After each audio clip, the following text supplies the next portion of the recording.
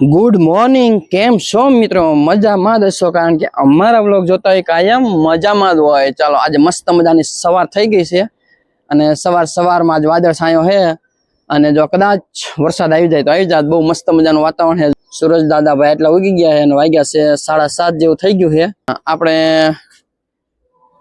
Video editing કરતા હતા, ઉપર આવી ગયા ધાબા ઉપર.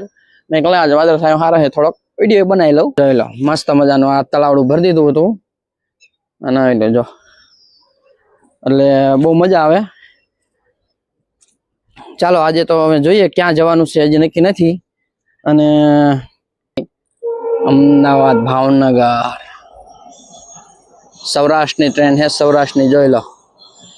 ટ્રેન જાય થોડુંક પડતે મસ્ત મજાની. જો જવું હોય તો ભાઈ આ ટ્રેનમાં જવાનું.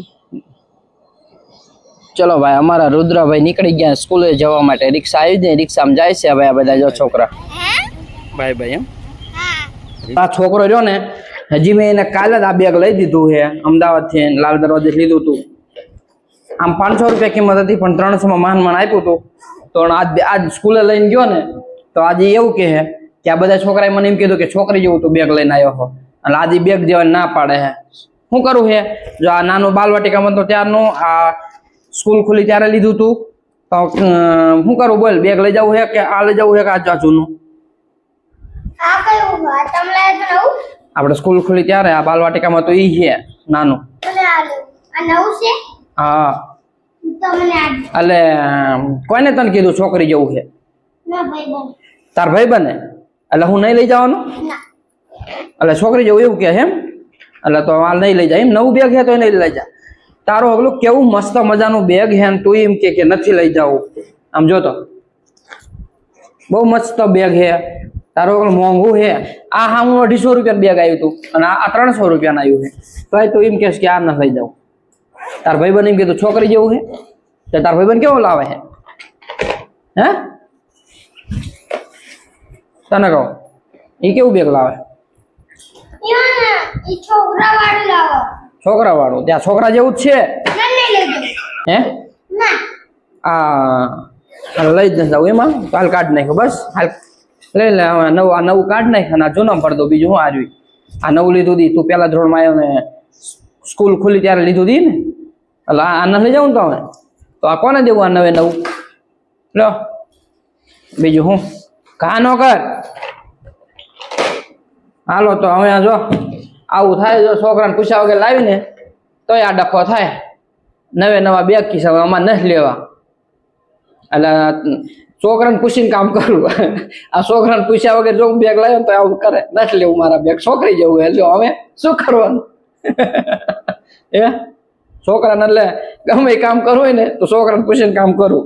એટલે આવું ડબલ ખર્ચો ન થાય. જો આ પાછું આ કાંઈ વાંધો નતો. આ થોડુંક તેલ વાળું ડાઘ આવીને નાસ્તાના ડબ્બામાં વેરાણું ને, એમાં ડાઘા નકરા પડી જાય, તેલ વાળું જાતો નથી. એટલે હું નવું બેગ લાવ્યો. તો એને પૂછ્યા વગર લાવ્યા તા કે ના આ છોકરી જેવું બેગ લાવ્યા તમે? એમ નહીં, આ છોકરી જેવું બેગ છે. જોવો તો આ બધા તમે જુઓ, આ છોકરી જેવું બેગ છે.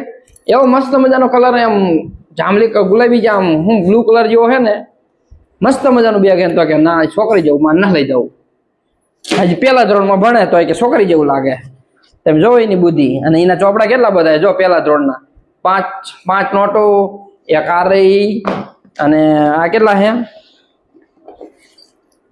5 નોટો, એક આ 1 2 3 4 5 6 7 ને 8 બુકો. આ સ્વાધ્યાય પોથી થઈ 5 બુકો. 8 ને 5 13 ને એક આ નાની 14.